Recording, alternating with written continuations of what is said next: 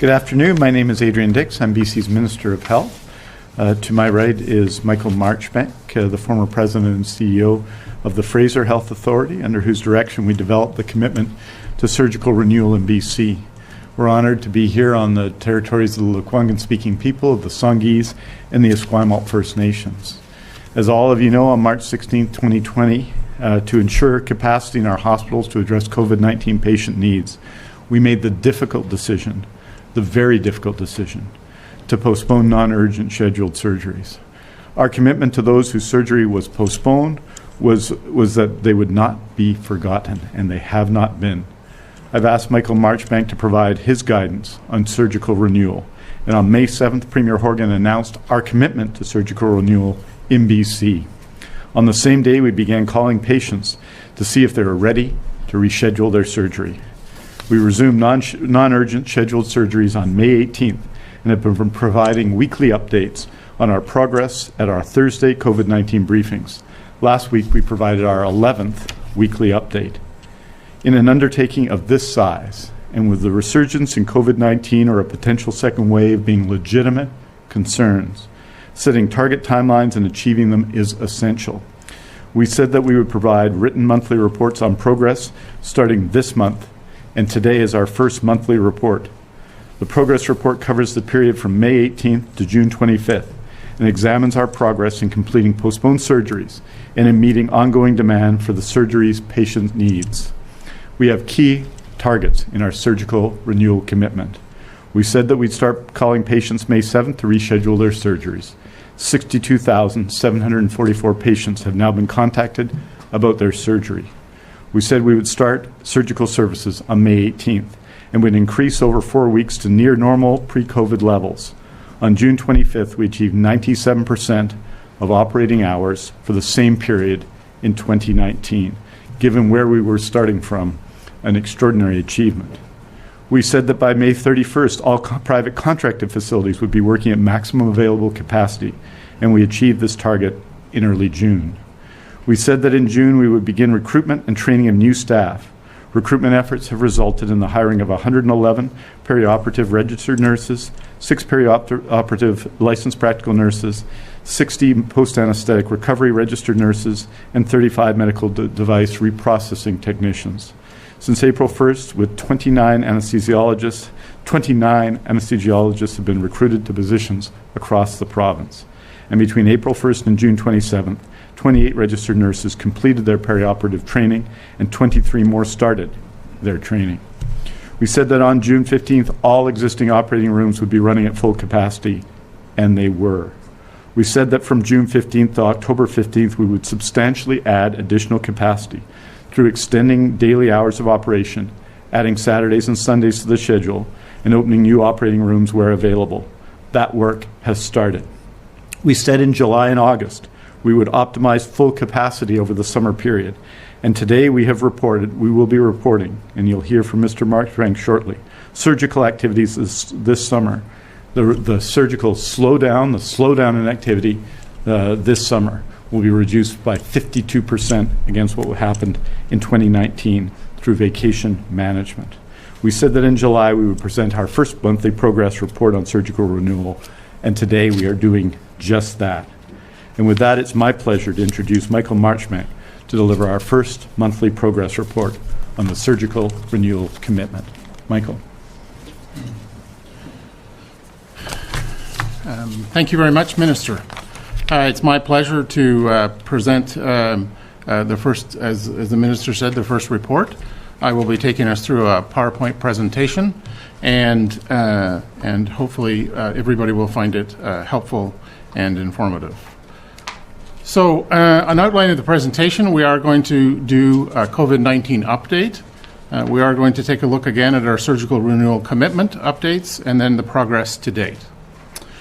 When we developed the initial plan for the surgical renewal strategy, we based it on certain assumptions. As time has gone on, those assumptions have actually turned into facts, if you like, and what this chart shows is that about 32,400 scheduled surgeries were cancelled due to COVID-19.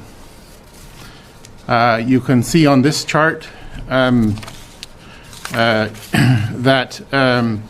the durations for surgery have gone up by 26%.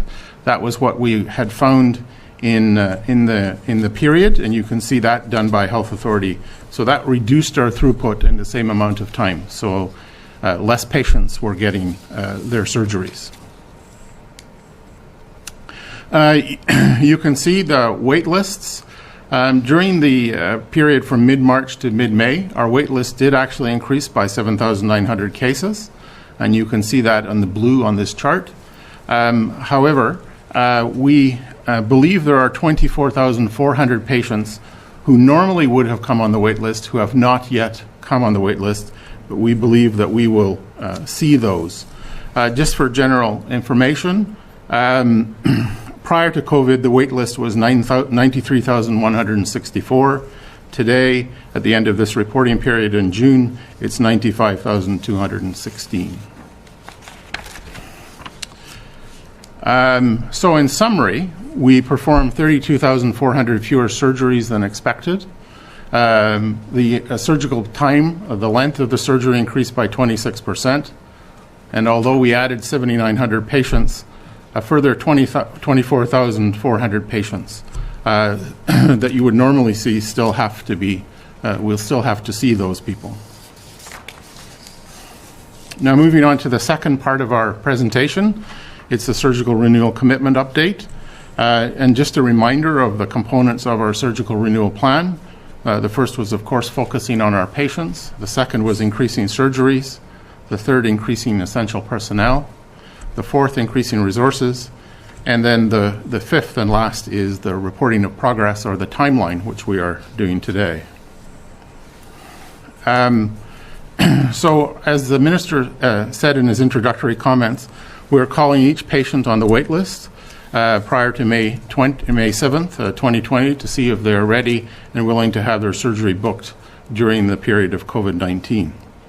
We also reset the priorities for surgical patients, focusing on urgent cases, patients who had their surgery postponed, and people who have been waiting more than twice their recommended clinical benchmarks.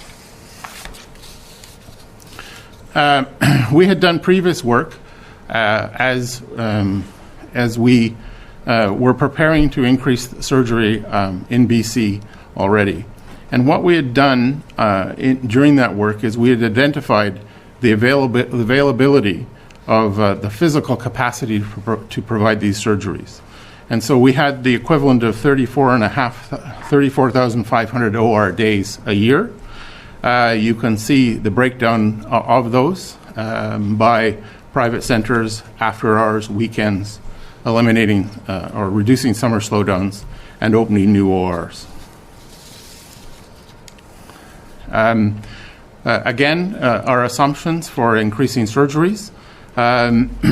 If you see the schedule that's outlined in the plan, and the assumption that we made and how long we estimated it would take to regain those surgeries were based on the 26% reduction in OR efficiency and bringing on the new capacity as quickly as possible.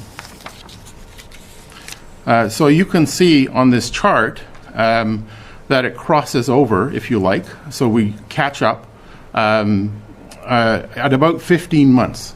So in our initial plan, it was 17 to 24 months. This chart shows 15 months, and the reason for that is that we made the assumption on a 30% reduction in or an increase in surgical time versus the 26%. So that accounts for the difference. On the next slide, you can see the amount of time we said that we would take, the 17 to 24 months. The model also suggests that we would increase the capacity by 17,700 OR days in 2021, which is about a 24% increase, and increasing that to next year to 33,400, which is a 45% increase. As I said earlier, this was in the early planning stages already as part of the government's commitment to increasing surgical services. So what we also looked at is assumptions about efficiency. If there is a second wave of COVID, which reduces non-urgent scheduled surgeries for 6 months by 10%, the timeline to recapture those patients would extend by 3 months. And if we were to eliminate Sundays and see no efficiency gains, we would never catch up. So you can see there are a lot of variables that actually affect how long it takes for us to recapture those patients that have been canceled and postponed. In terms of the efficiencies, improving the efficiencies, and you'll see later on in the presentations that we have made significant improvements on that. It has gone down from 26% down to 6%, really is giving us an insurance policy. It actually allows us to prepare for the impacts of a potential second wave and enabling us to address those 24,400 surgeries that weren't in the original model because we were unsure when they were actually going to come onto the wait list. So this increase in efficiency, if you like, and it's a tribute to all the employees and the rules that have been put in place around the safety of staff and patients, has allowed us to gain this insurance policy, which will be, I think, invaluable going forward. So in summary, recovering the lost cases is heavily dependent on our efficiency, using our new capacity, and having sufficient resources, physicians, nurses, beds to accommodate the additional case volumes and other challenges that may arise. Because the one thing with COVID is we can't predict the future, so we have to retain that flexibility. Now, I'm pleased to be able to report today on the progress to date. Again, I'll follow the same model. Our surgical renewal commitment is focusing on patients, increasing surgeries, and increasing essential personnel. So this covers the period from when we restarted elective surgeries on May 18th to June 25th. It does include a ramp-up period because we did not get to 100% of OR capacity until mid-June. So that is a caveat to remember as we compare numbers between this year and last year. In terms of focusing on patients, we again we are focusing on urgent patients. So those are patients who need to have their surgery done within 4 weeks. Most of those cases are cancer and cardiac and neurosurgery. Patients who have had their surgery postponed, and patients waiting more than twice their clinical benchmarks. So with regards to calls, we have called, as the Minister said, 62,700 patients. Our wait lists are becoming more accurate.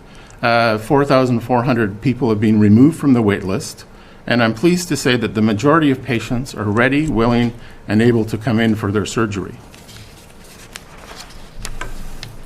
You can see on this slide a report on how we've done in responding to our postponed patients. You can see as of June 25th by health authority, but also as a provincial total, that 52% of those patients who had their surgeries postponed have subsequently had their surgery in the May to the June period, which I think is a real tribute to both the providers and the patients themselves, and significant progress in what is essentially 6 weeks. In a couple of other areas, the first one I want to touch on is urgent surgeries. You can see from this chart that we are doing more urgent surgeries, and we are also doing urgent surgeries of patients who have been waiting longer than 56 days due to the backlog created by COVID. So we said we were going to shift towards doing urgent surgeries, and this chart clearly shows that. It has increased by 3%, and in fact, there is more urgent cases done this year than last year, even though there were 4,000 less surgeries performed. The other area is non-urgent surgeries or elective surgeries. So between the period of May 18th and June 25th, 19.4% of non-urgent surgeries of patients waiting 2 times their target benchmark have been done, versus 10.5% last year. So again, this is focusing on the patients who have been waiting the longest to have surgery. So in terms of increasing the number of surgeries, we are, as the Minister touched on, looking at extending operating room hours, extending our summer capacity, increasing our OR efficiency, and performing more surgeries. So you can see that during the period from May 18th until June 25th, we were very close to the same amount of OR hours. And given that we had our ramp-up phase, as I touched on earlier, if that phase had not been there, we would have exceeded the number of OR hours. So we are making significant progress there. You can see on this chart the percentage of hours versus last year's OR hours. The one number that I would point out is the Northern Health Authority, or NHA, at 85%. The reason that is not in the same neighborhood as the other ones is that they've had a mechanical issue with one of their air exchange units at UNBC, which is being fixed. So that accounts for that. One of the areas that we focused on in the report was reducing the summer slowdowns. The Minister touched on that earlier. You can see that we have reduced that by 52%. I can tell you from my experience as a CEO that that's one of the things we tried many times to do, and we were unsuccessful. And to see this response, I think, is terrific, and it speaks to the hard work of all the surgical team in making this happen, and I think reflects that the members of the surgical team actually are quite concerned that there was the pause in elective surgeries, and I'm very pleased to see that they've stepped up. As you can see on the next slide, the efficiencies. As I said earlier, our inefficiency factor was 26%, if you like. It's now come down to 6%. So in essence, surgeries are lasting 6% longer than normal when compared to last year. Obviously, that means less cases get done. So I think that's, and it varies from health authority to health authority. And so that, as I spoke about earlier, gives us that insurance policy that I think is so important for us. So the volumes of cases completed, again in the time frame, is 91% of last year's volumes. The one thing that I will point out, and it again reflects back to the ramp-up phase, is that since we reached full operations on the June 15th, the volumes have been 100% or more than 2019. So I think that that augurs well for increasing the volumes of surgeries going forward. And you can see by health authority how that is going. In terms of essential personnel, we have provided extra funding to Health Match to assist them in recruiting healthcare professionals, and in particular, they have focused on anesthesiologists. So that's a positive. Since April the 1st, we have, as the Minister said, recruited 29 new anesthetists for the province. That I think is quite an accomplishment and speaks to that BC is an attractive place for an anesthetist to come to. I thought I would just draw one example of that, and that's in Surrey, where the anesthesia group have recruited new anesthetists, 4 new anesthetists, and they are, and you can see it reflected in improved patient volumes. So more patients are having the surgeries they need. It's increased the volumes compared to last year, so from 2020 to 2019 at Surrey Hospital by 5%, and at the Jimmy Patterson Pavilion by 12%. And so I think that speaks to us being an attractive place for anesthetists, and Health Match is continuing to work diligently and have about 64 total anesthetists in the pipeline, if you so to speak. So I think that's a positive sign for anesthesia. In the other members of the surgical team, the minister touched on that earlier. You can see that the 28 RNs have completed their training, 23 more have begun, and you can see the recruitment numbers there. The last point I would add is since April 1st, 760 new graduate RNs from nursing schools have been hired by the health authorities across BC.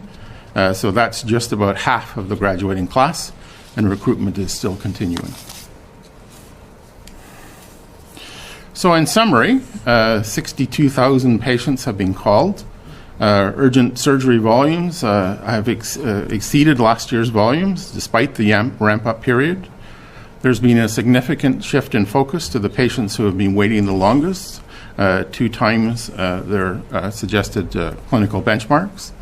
Our volumes compare favorably to last year, and the summer slowdowns have been reduced by 52%. And the recruitment and training has begun. So I think it's fair to say that our initial progress is encouraging and I think has been quite significant. However, I don't want to say that everything is going to be perfect, because I don't think it is. There's a lot of hard work ahead of us. There's going to be setbacks and challenges that are going to test us. We have to address these issues to fulfill the surgical renewal commitment. We have to make sure there are sufficient staff. We have to make sure there are efficiencies in the system and how we manage patients on the wait list. We have to implement new schedules and support extended days and weekends, which is new for the system and will require a lot of effort. But I sincerely hope that we're able to meet this commitment, and I know everybody in the system wants to do what is right for our patients, and that's to significantly increase the number of surgeries that we are able to perform, get back the wait list, and begin the process of bringing our wait lists down to where they should be. So with that, I will conclude and say thank you very much.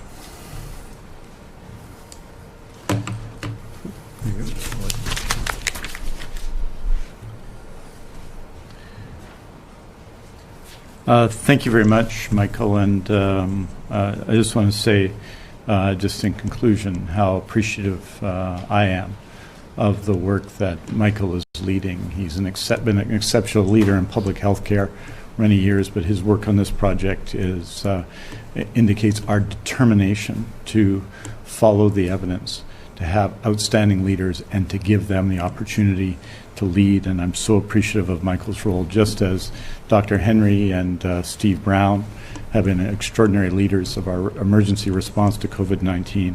Michael is doing an exceptional job, and his work is reflected in the work of health authority chairs and health authority staff, in Ministry of Health staff, and of course, all the people working in healthcare. I think what is most encouraging about what Michael Marchbank just reported on is that it's the efforts of all of us in flattening the curve in the early days of the pandemic to bend, to flatten this curve, stopping the spread of COVID-19, that allowed us to relaunch surgeries on May 18th. And for all of those people who have benefited from that, to benefit from it. It is efforts of people in every part of this country, and all the people that would listen to this now, and all of the other people, that we've been able to have visits in long-term care, that we've been able to open up parts of society, that we're able to resume public education, in-person public education in June. It's our collective efforts that allows these things to happen. I'd like to thank the healthcare workers, health authorities, and everyone else for the role they play, and I want to thank all of our patients, especially those whose surgeries were postponed, for the sacrifice they made that continues to drive us all to fulfill our surgical renewal commitment. And I just want to say finally, and it's a reminder to all of us, when we report every day on COVID-19, that nurses, doctors, all healthcare workers involved in surgical renewal, everyone working to fulfill the commitment, is counting on every one of us to stop the spread. If we do our job, they can do theirs. And right now, they need us to do our job, especially right now. And with that, I'm happy to take your questions. Thank you, Minister. As a reminder to everybody on the phone, please press star 1 to enter the queue. Please take your phones off mute. You will not be audible until I call your name. You are limited to one question and one follow-up today. First question is from Vaughn Palmer, Vancouver Sun. Good day, Minister. Good day, Mr. Marchbank. Got a note this morning from somebody saying that we should beware of these numbers because not all surgeries are equal.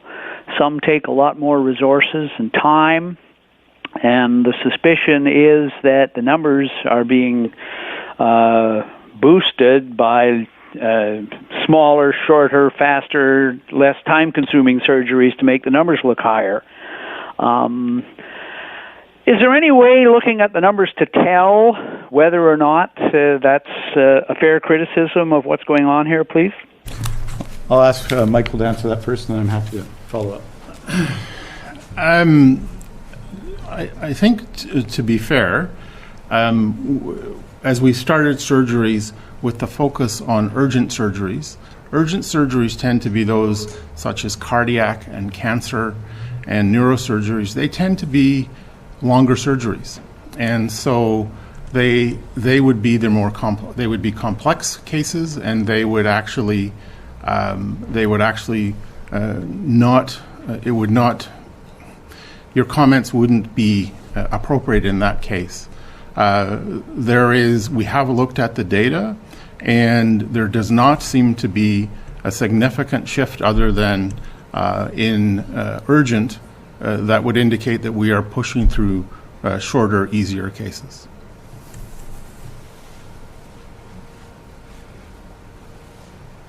And just to follow up on that, Vaughn, and say that, when we're looking at these numbers and as we have week into week, that's been a consistent discussion that we've had, like what are the surgeries we're doing and what aren't.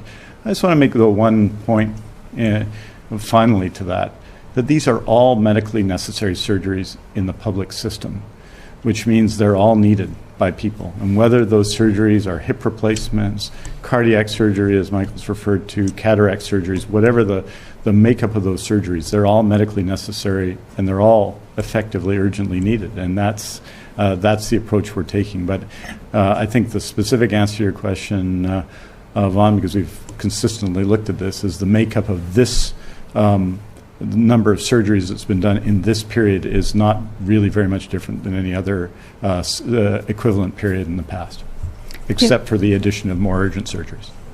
Do you have a follow-up, Vaughn?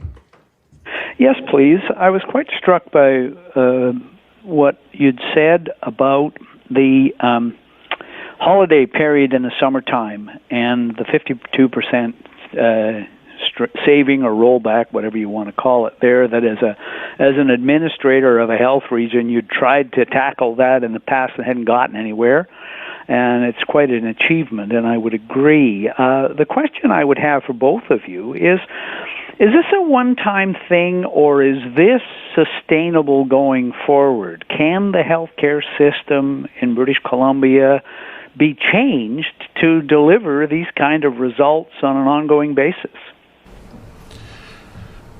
I agree with you. It is an accomplishment, as I said, and it is something that we are going to have to look to continue moving forward if we're going to meet the surgical needs of the patients in BC, because we are going to have to consistently increase the capacity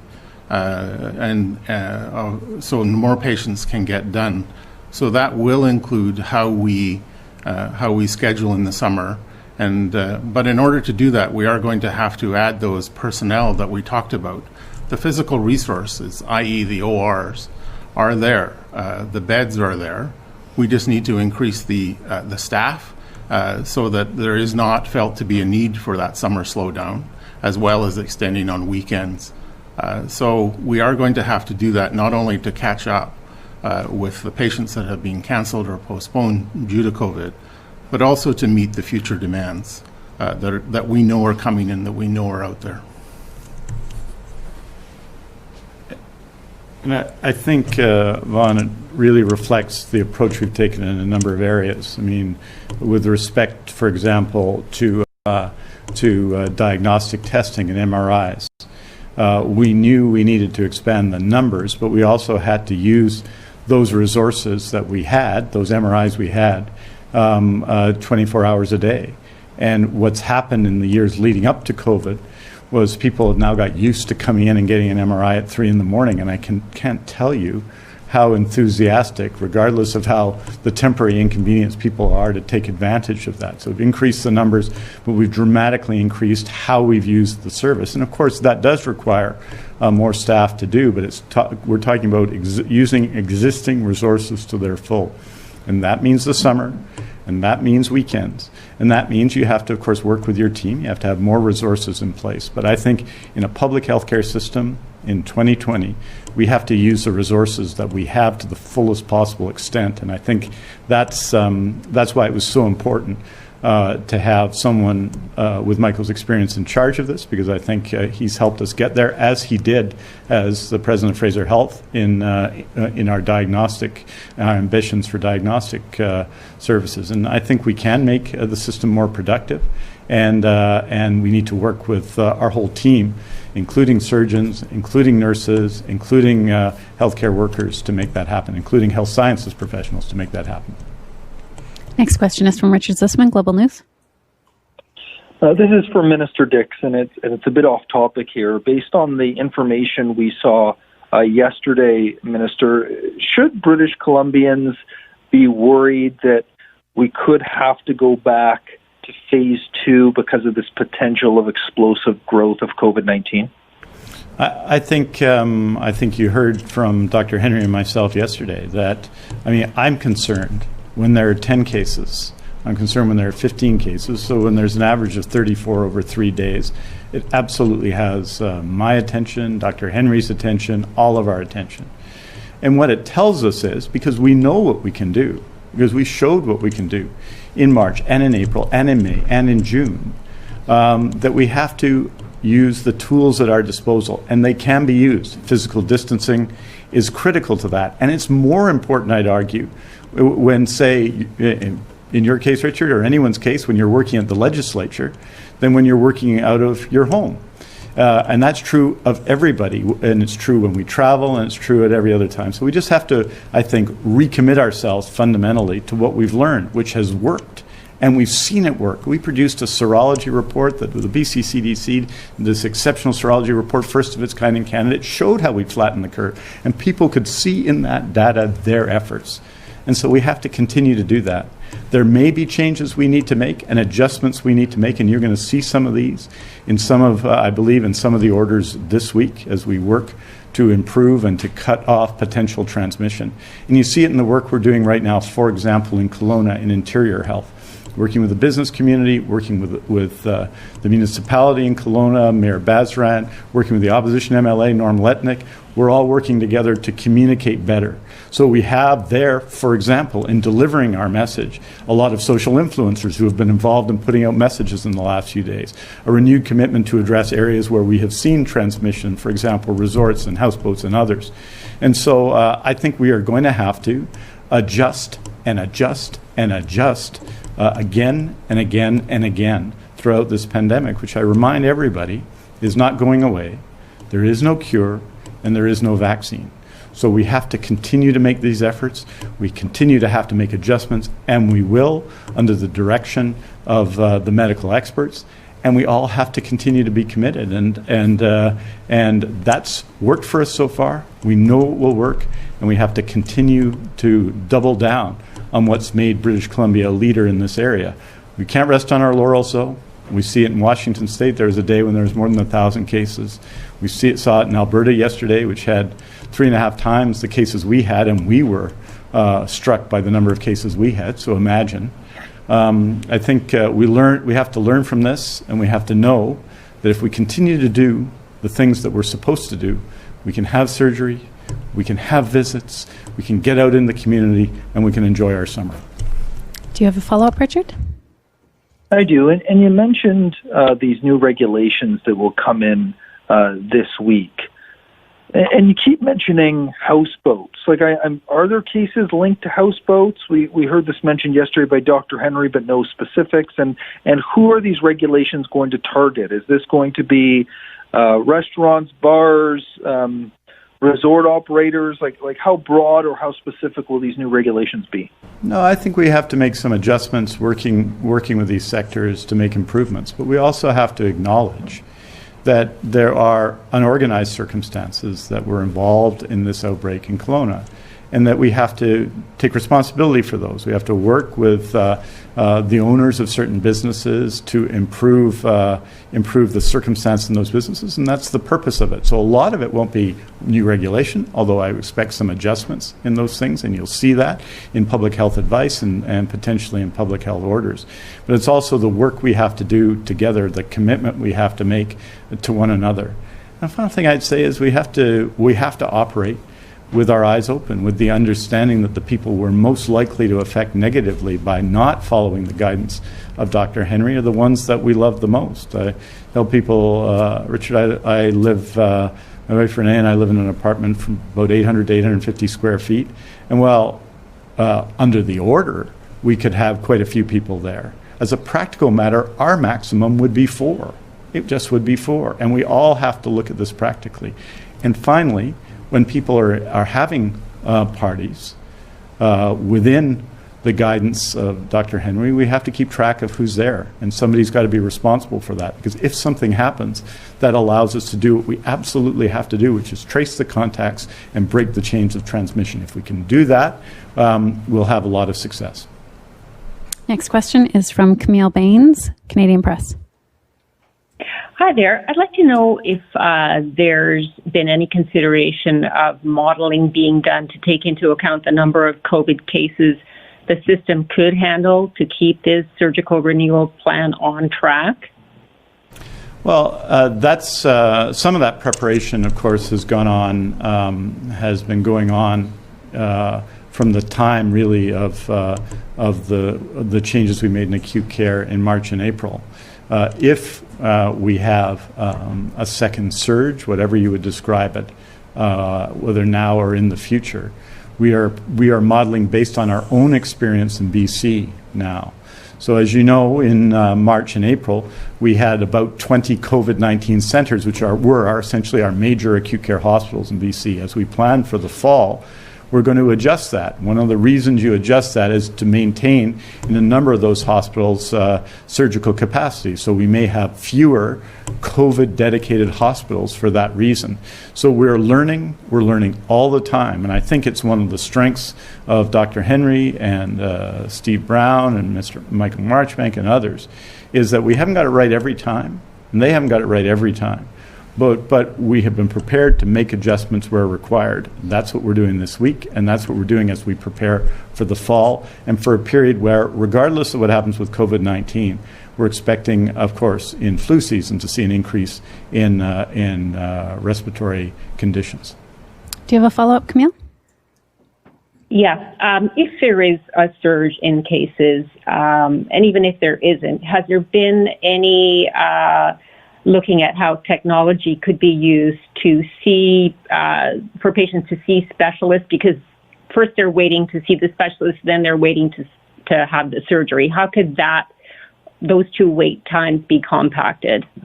Well, I think you've seen in this period of COVID-19 a transformation of virtual care, and and certainly and I think we'll be presenting on this soon, Camille, on the sheer the enormous increase in the amount of care from primary care to other kinds of care that has been done virtually in the last few months, which is, I hesitate to call it exponential, but it's a large amount. And I think what we've seen, because that has worked for a lot of people, both practitioners but also for patients, we're going to see some of the reticence people have had to pursue virtual care options go away. So I think there's very significant opportunity in pursuing virtual care. It's already happened, and I think what's happened under the unfortunate circumstance of COVID-19 is really a shift in thinking both amongst patients and in the healthcare system about that. Next question is from Binder Sajjan, CTV. Hi there. I'm just wondering, out of the 62,700 people who were called for surgeries, how many people decided that they just weren't ready at that time? And I'm wondering, like in tandem with this slide number 13, where you're saying if a second wave of COVID resulted in 10% of non-urgent surgery scheduled for 6 months, that would extend this timeline for another 3 months. That seems to be far fewer than what we saw in the first wave. So wondering if you think maybe that's a little optimistic. Oh, I think it's our general tendency to be to make assumptions that are pessimistic because we have to prepare. We have to prepare for all scenarios. So we're certainly doing that. It's a relatively small number, I think, and Michael may have the exact number. We've been delivering. I think we've been giving you that number every Thursday. It's a small percentage of patients who, for COVID-19 related reasons, have not wanted to pursue their surgeries at this time, and I think that shows a renewed confidence, just as we've seen a renewal in emergency room visits or return to pre-COVID levels of emergency room visits. In fact, in Island Health, a return to over pre-COVID levels of emergency room visits. We're seeing a relative confidence in people pursuing surgeries, but I'll hand it over to Michael. But we'll get you the number within the hour. Do you have a follow-up, Binder? Bit off topic. Yeah, sorry. Just a bit off topic. Lynn Valley Care Centre put out a release talking about a mysterious phone call that they got early on in the pandemic that they say sort of kicked them while they were down. Just wondering if you have a bit more information you can share with the public with regards to the nature of that and the impact on that facility. Well, I can confirm there was a hoax. I can confirm that Vancouver Coastal Health appropriately informed the RCMP, and really there's not much more to say than that. One of the things that I believe powerfully is that in a time of pandemic that's affected so many people around the world, we need to be generous. We need to be generous sometimes with people when they don't follow all the rules to our satisfaction, both personally and other ways.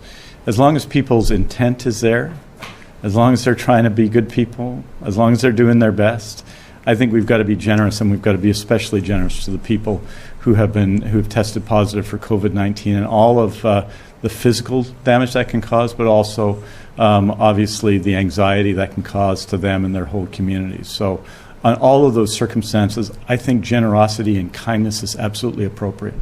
When people don't behave, when people do things to intentionally disrupt people in a very difficult time, I think that kind of behavior is obviously totally unacceptable, and that's why it's been referred to the RCMP, and I'll leave it to them to make any further comment. Next question is from Lisa Houston, News 1130. Taking it off speakerphone here. At what point would beds have to start being cleared again? You know, we saw 51 cases on Friday. So at what point would you have to start clearing out hospitals again to allow for space for the potential of increased COVID cases? Well, I think you saw the data, and you're tracking the data probably, I think, more closely than anyone. At least I see that, Lisa, so you know this, that we went from 18 acute care patients to 16 in that same period. Now, hospitalizations sometimes lag cases, so we have to be careful about these things. Overall, we've gone from 149 people in acute care hospitals on around April the 6th to those 16 today, and it's been bouncing between 10 and 18 for the last couple of weeks. So I think that right now we're obviously in very good shape to manage the situation. If hospitalizations start to increase, we'll have to adjust for that. But we've got a significant number of acute care hospitals around the province, and we're in good position now. But we are preparing, and you saw what those preparations were in March. We prepared in those circumstances for an Italian-style outbreak, for a Hubei, China-style outbreak, and considered other possible scenarios. Now we can judge based on what happened here in British Columbia and its impact here. But you saw the extent of the preparation. We still have the convention center in downtown Vancouver available. We still have other temporary places available to us should we need to expand capacity. So we are obviously prepared for that. But at this stage, in terms of hospitalization, we're still seeing a relatively low level of hospitalization. I think yesterday as well, there were 4 patients in all of BC in critical care. Do you have a follow-up, Lisa? I do. Looking at what we're seeing recently, and a lot of people sent me tweets yesterday when I was writing about the numbers saying it feels like there's 30% of the province who's doing the hard work of limiting our connections so that 70% of the people can live as if nothing has changed. I'm wondering what your take on that is, because I'm hearing this more and more, that people are feeling like, I guess essentially it's unfair that the brunt of the work is being pushed onto a minimum of people to keep the connections low. Well, first of all, the sacrifices people have made are real, and they continue to be real. And you saw a little bit of that yesterday in our report, our survey of 390,000 British Columbians. Almost 10% of the adult population took part in that survey, which shows the profound interest out there and the willingness of people to engage. You saw their experience, what they've lost in terms of mental health, and what we're seeing every day, and the consequences for people's jobs, for their businesses, for their livelihood. So I think I just don't accept, and I know you're using the numbers as an example, but I don't accept that 30% figure. Overwhelmingly, people have been part of this in BC, and overwhelmingly, they're still part of it. One of the challenges we see, and we've seen this from time to time, you'll remember there was a weekend in March, and there was a little discussion in the Easter weekend and even the Victoria Day weekend about people who weren't following the rules, and sometimes that happens in public and causes distress. And all of us, as we go around in our daily lives, sometimes see that. But what I can tell you is, and you see this in the numbers, is that we had overwhelming compliance, an overwhelming willingness to support and to follow the advice by Dr. Henry and Dr. Daly and Dr. Pollock and all of our public health leaders, Dr. Stanwick, all our public health leaders from around BC. And that's still the case. But we've got to continue to do this for month after month to come. And I know how tiring that is. I mean, I know how tiring it is. We've Dr. Henry and I have been doing briefings for 6 months, and you know, all of the people, and many people have been following that for 6 months, and it feels like a long time. And when I say, look, it might be another year of this, or longer, or significant periods of time, I think that causes people anxiety. But what we have to realize is that this is the new normal, and that we've got to continue to dig in here.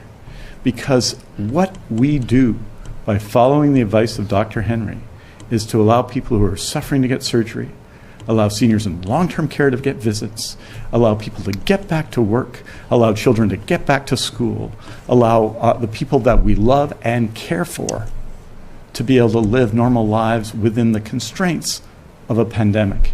And so I'm asking people to keep going and to be with us. It's not too late to join the fight, and we have to continue to do that. We have time for a couple more questions. Next is Nick Johansson, Castanet. Hi, Minister Dix. It seems clear to anyone here in Kelowna walking downtown on a Friday or Saturday night that a lot of the tourist population, maybe not a lot, but a certain segment don't appear to care about a lot of the best practices when it comes to safe going out on the town. You talked about doubling down on getting the messaging out to people who are coming here about best practices. Is simply putting out that message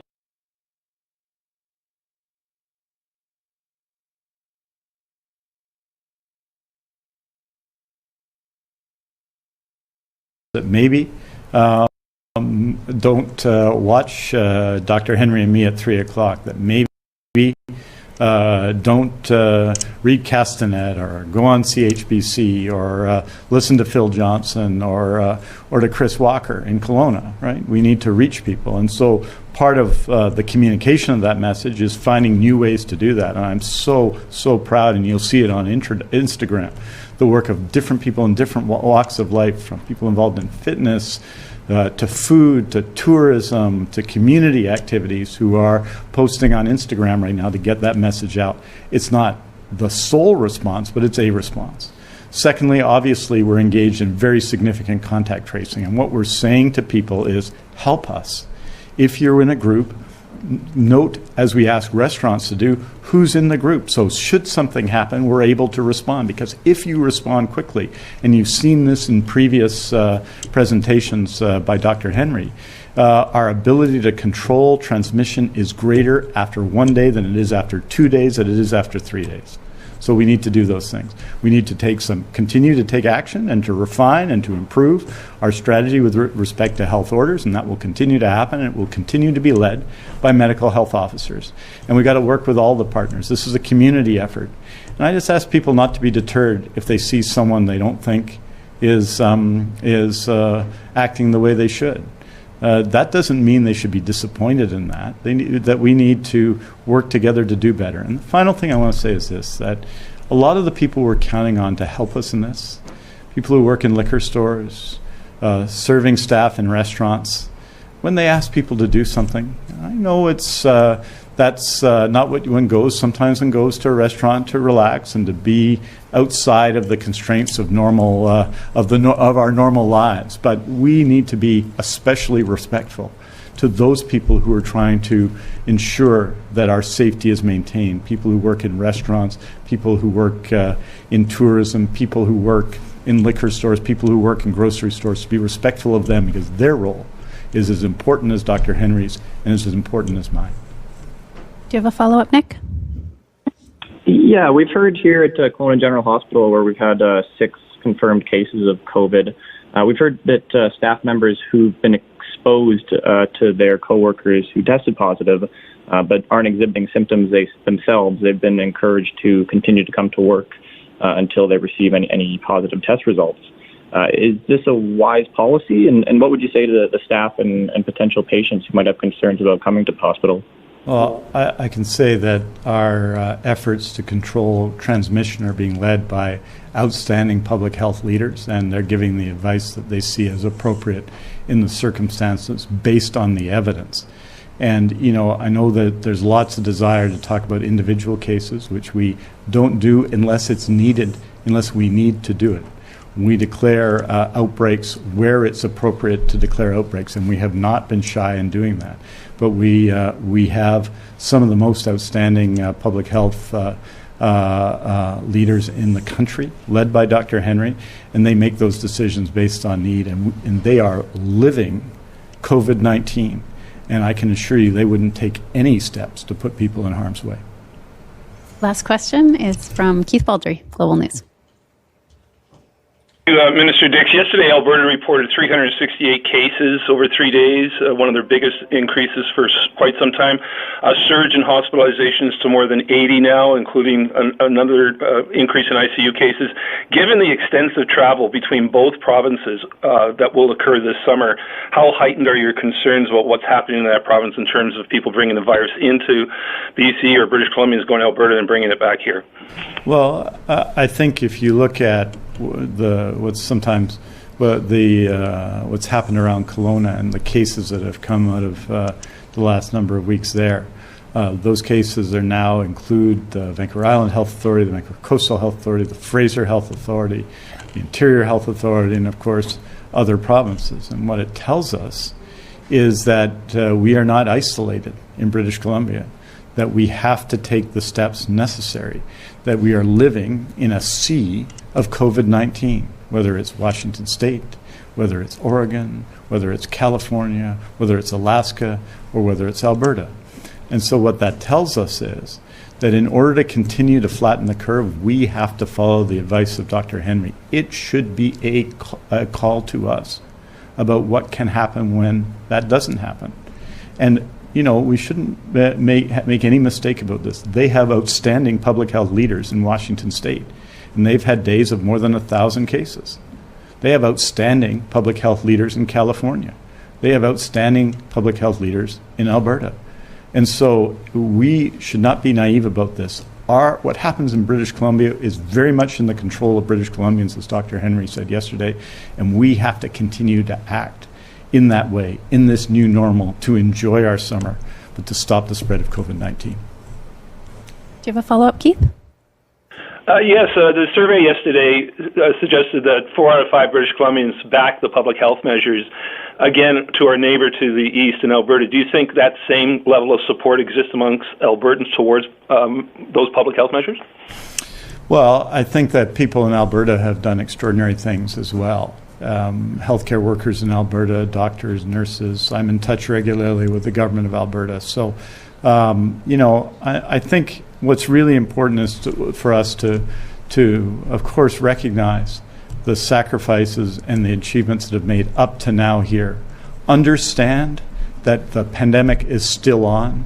Be humble, because I'm telling you, and this is true whether you're in BC or Alberta or Italy or Japan or South Africa, wherever you are, COVID-19 doesn't care. It doesn't care about our speeches. It doesn't care how nice we are. It is relentless. And so our job, and this is the strength of having public health care in BC and a community that supports public health care and is working together, our strength is us. And as long as we remember that and continue to act as if there's a pandemic on, we're going to get through this, and we're going to get through it together. That's all the time we have today. Thank you. Merci beaucoup.